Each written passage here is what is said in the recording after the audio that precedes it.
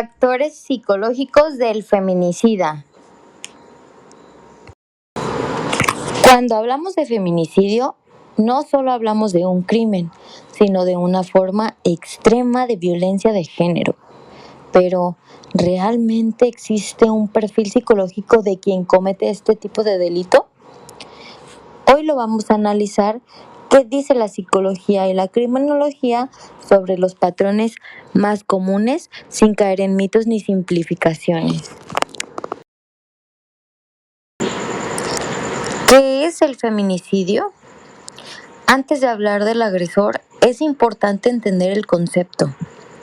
El feminicidio es el asesinato de una mujer por razones de género, generalmente vinculado a violencia o control, celos, odio o creencias de superioridad. No es un crimen aislado, suele ser el punto final de una escalada de violencia.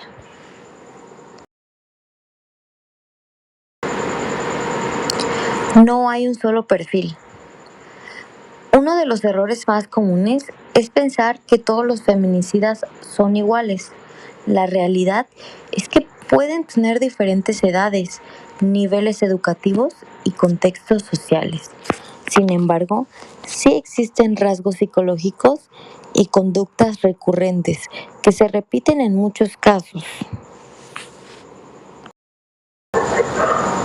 La necesidad de control. Un rasgo clave es la necesidad de control. El agresor suele ver a su pareja como una posesión, no como una persona autónoma.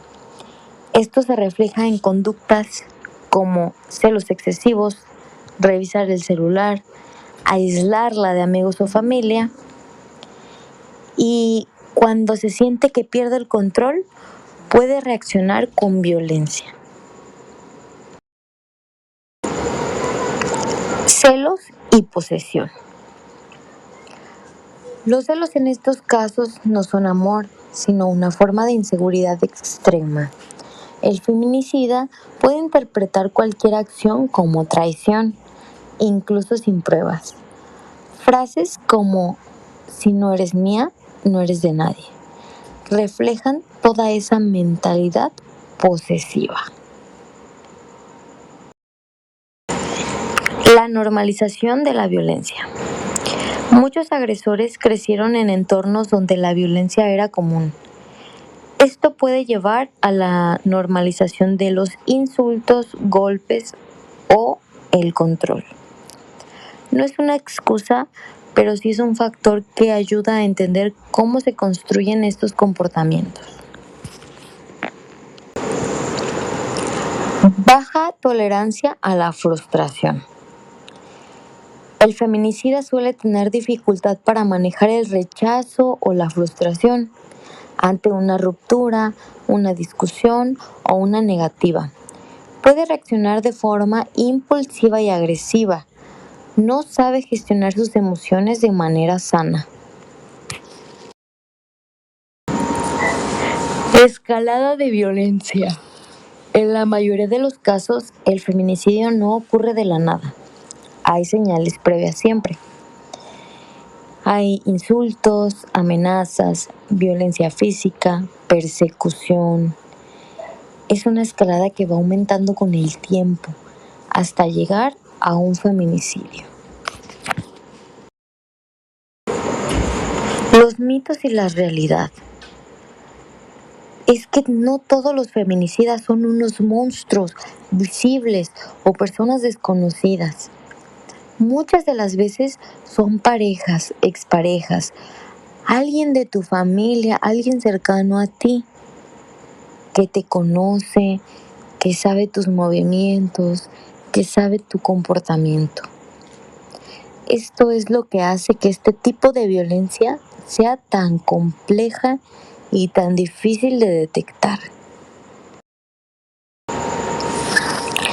En pocas palabras, el perfil psicológico de un feminicida combina rasgos de narcisismo, impulsividad, necesidad extrema de control, una profunda misoginia, donde suelen demostrar incapacidad para gestionar toda esa frustración, baja empatía, celos patológicos, manipulaciones sutiles y justificación de la violencia, donde a menudo ocultando todas estas conductas bajo una fachada encantadora o caballerosa, se presentan esos rasgos de una persona feminicida.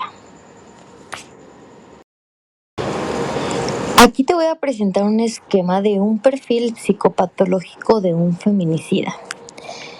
La esfera cognitiva desde el pensamiento, donde tienen creencias de propiedad, como considerar a la mujer como un objeto, una posesión, tienen distorsiones de género, visión, misoginia machista, donde el hombre debe de ser la autoridad absoluta, tienen una justificación donde minimizan los actos culpando a la víctima o a factores externos como el alcohol, estrés, vestimenta. También la esfera emocional desde la afectividad. Ellos manejan un narcisismo, se sienten grandiosos, no tienen empatía ante el sufrimiento ajeno. Tienen inestabilidad afectiva, cambios bruscos de humor, baja tolerancia a la frustración, celotipia, donde son celos patológicos, inseguridad extrema disfrazada de protección o de amor. También manejan una dependencia emocional, aunque parezcan dominantes. Suelen tener un miedo profundo al abandono. La esfera conductual desde la acción, control coercitivo, monitoreo de redes sociales, control de finanzas y aislamiento social de la mujer. También manejan una doble fachada. Tienen un comportamiento ejemplar en público, pero violento en la intimidad. Tienen la escalada de violencia, empiezan con violencia psicológica, donde progresa la física y culmina en el feminicidio.